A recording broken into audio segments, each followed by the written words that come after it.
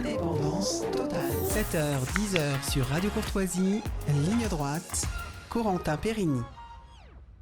Et pour cette zone libre, nous sommes donc avec Arnaud, qui était déjà là pour les annonces patriotiques, et puis qui est là depuis 7h. Nous sommes avec Liselotte Dutreuil et avec Louis Rigaudière, qui vient de nous rejoindre. Bonjour Corentin. Bonjour Louis. Et surtout, toujours en retard. Toujours en retard. Toujours sur le fil. C'est celui qui commence le plus tard, mais qui finit aussi le plus tard. Merci Louis pour tout ce que vous faites pour cette matinale.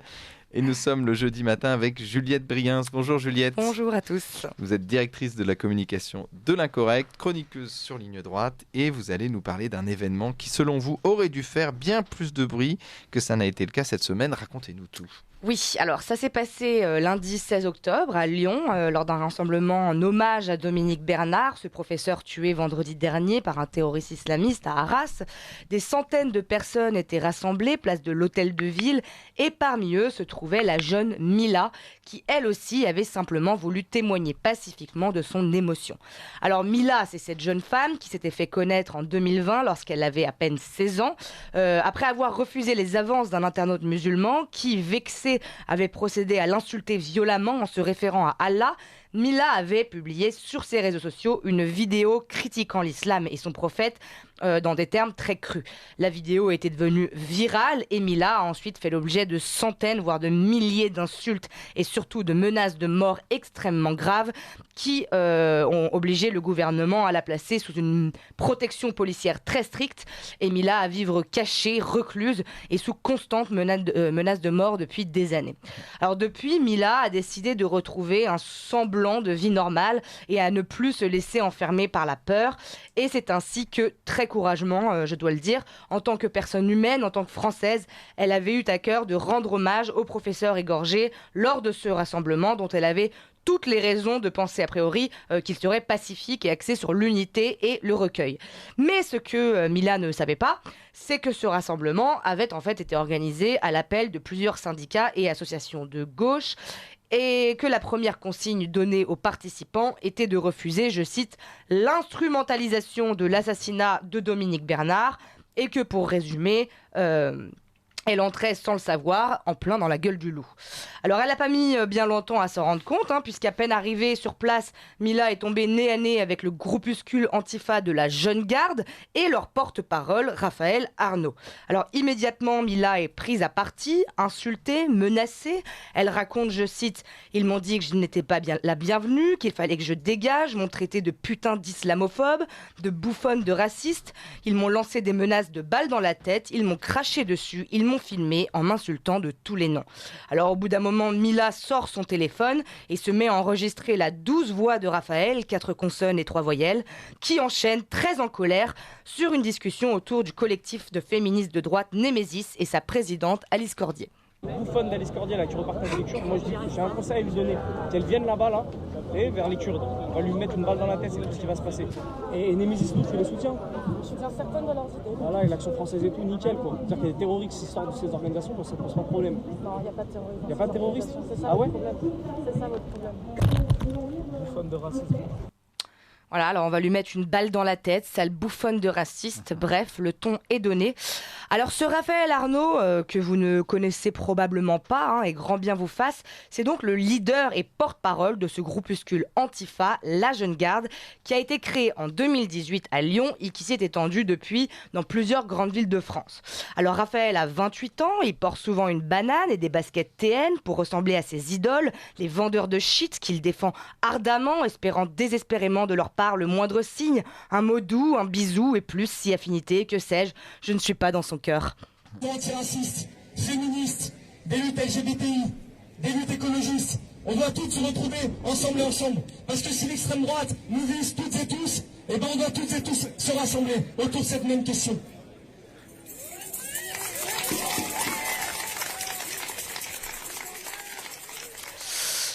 Et même si physiquement, avec son petit chignon d'homme au-dessus de la tête, ses jolies boucles d'oreilles et ses allures de punk à chien, Raphaël a tout du Yankee originel, qui ne vit la banlieue que dans ses fantasmes, il n'en reste pas moins une vraie petite teigne. T'étais bâti comme un moineau, qu'aurait été malade à la bouche derrière son mégot. Il y avait des gros mots en cascade, l'été pas bien gros asticot, mais c'était une vraie boule de haine. On y filait plein de noms d'oiseaux, même ceux qu'il connaissait qu'à peine l'appelaient la teigne. On avait dit pas le fils, Juliette. Alors, Raphaël vient du NPA, qui est actuellement visé par une enquête judiciaire pour apologie du terrorisme, comme on sait. C'est un proche de Philippe Poutou, de Besancenot, mais il a aussi d'autres copains, comme Jean-Luc Mélenchon, bien sûr, Aurélien Taché, le succulent Abou Hafs, Éric Coquerel, etc. Voilà, donc tous ces gens l'adorent, ils s'affichent avec lui en manifestation, le croisent volontiers sur les plateaux des médias alternatifs de gauche. Récemment, le député LFI Carlos Bilongo a même été jusqu'à publier une photo sur son Instagram où on le voit en plein entraînement de combat de boxe ou de combat tout court avec la jeune garde. C'est vous dire si tout ce beau monde est décomplexé. Mais il faut le dire, les revendications de Raphaël à travers son groupuscule sont merveilleuses. Alors pour les résumer pas si rapidement que ça, puisque c'est à peu près tout, ils sont contre l'extrême droite. Voilà, alors pour eux, faut dire que c'est quand même une notion assez vaste, puisque le curseur centriste se place quand même au niveau de Philippe Poutou. Autant dire qu'à partir d'Anne Hidalgo, il commence déjà à entendre les bottes. Alors on vous laisse imaginer en se basant sur cette échelle où se place l'électeur moyen de Le Pen ou par la même occasion l'auditeur de Radio Courtoisie.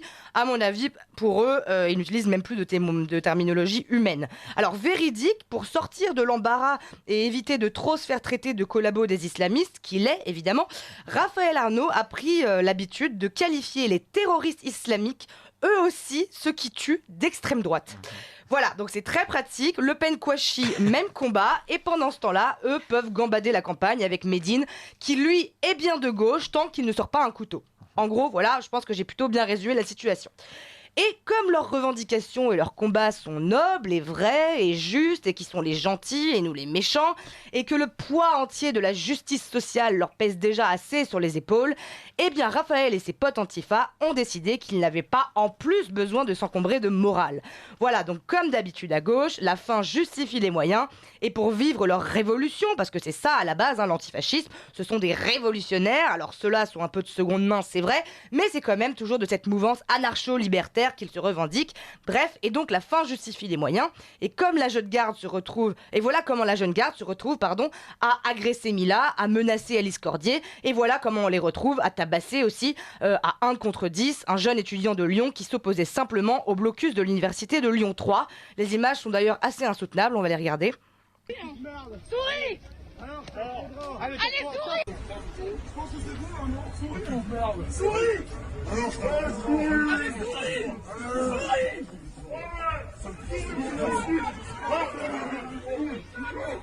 Alors, là, on est pratiquement sur la torture, l'humiliation publique, enfin, bref.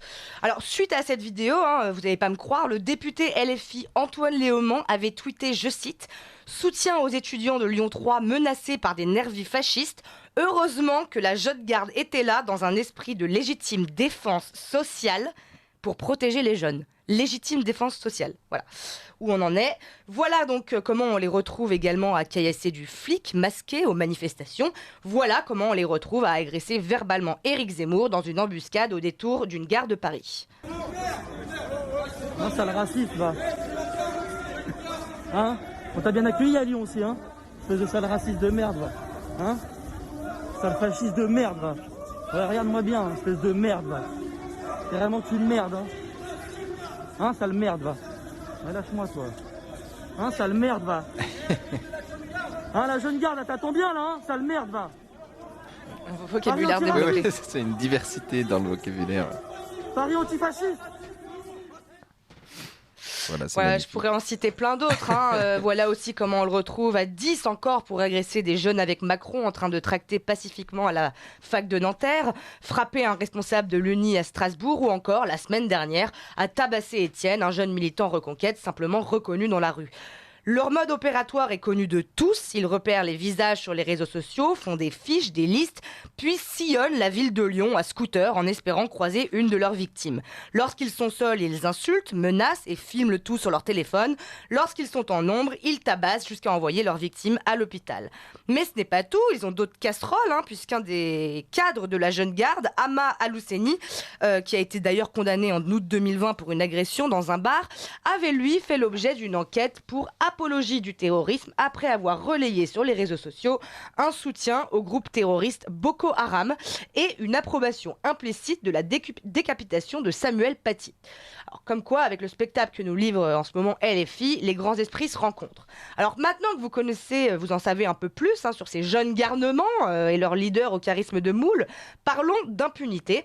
Avec toutes ces preuves de leur violence, de toutes ces agressions qu'ils revendiquent d'ailleurs régulièrement sur les chaînes Telegram, leurs groupements en milices, toutes leurs outrances, leurs menaces, etc.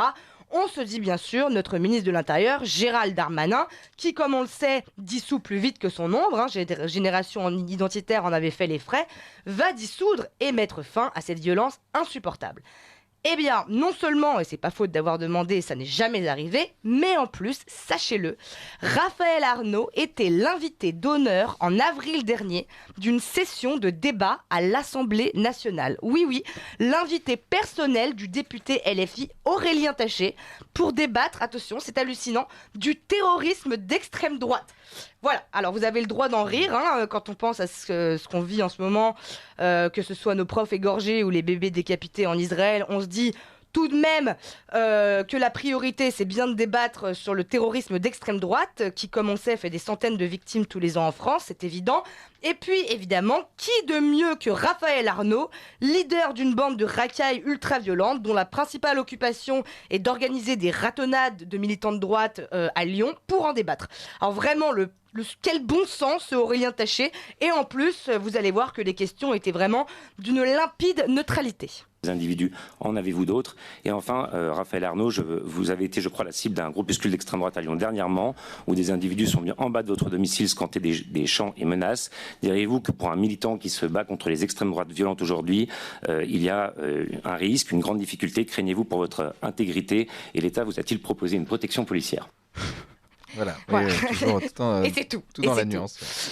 Alors Mila peut dormir tranquille, le danger a bien été pris en main. Te voilà en sécurité, Mila. Les députés de l'Assemblée ont invité un expert pour parler du terrorisme d'extrême droite. Celui-là même qui t'empêche bien sûr de sortir seul depuis presque 4 ans sans risquer l'égorgement.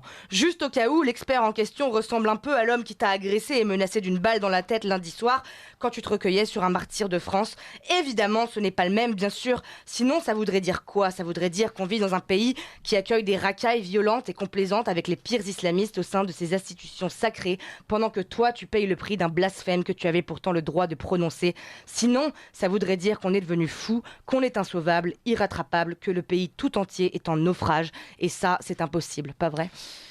Merci Juliette Briens encore pour cette chronique bien complète, et je rappelle la une de l'Incorrect, toujours disponible, de Mélenchon, profession collabo, et je crois qu'il y avait un portrait, je crois que c'est de Ange Apinot qui a fait un portrait de... oui, alors c'était dans un autre numéro. Un magazine, c'était un numéro précédent, mais un portrait au vitriol, oui, une sorte de lettre même adressée à Raphaël Arnaud que je vous encourage à lire. Elle est disponible gratuitement sur notre site, on a décidé de la mettre en libre accès. Voilà. Et qui est toujours d'actualité. Louis Rigotier. Et Ange Apinot n'a pas eu de menace particulière derrière? Non, pas pour le moment. Voilà. J'espère en tout cas. Mais ils ne se sont pas croisés dans la rue, donc voilà. Ouais, on sait jamais. J'espère. Mais bravo pour cette chronique, parce que vraiment c'est extraordinaire, Raphaël Arnaud, comment il représente cette lâcheté militante, et surtout cette anecdote de l'Assemblée nationale qui est lunaire, extraordinaire. Comment on peut... Enfin, c'est scandaleux. Juliette, on est obligé de s'arrêter là, mais on vous retrouve lundi avec Baudouin Wisselman pour une nouvelle chronique. Merci. Je rappelle que vous êtes directrice de la communication de l'Incorrect, et je rappelle aussi le dernier numéro de l'Incorrect est disponible, Mélenchon, profession en kiosque, collabo, plus à la commande en kiosque, et plus que jamais d'actualité. Merci à vous.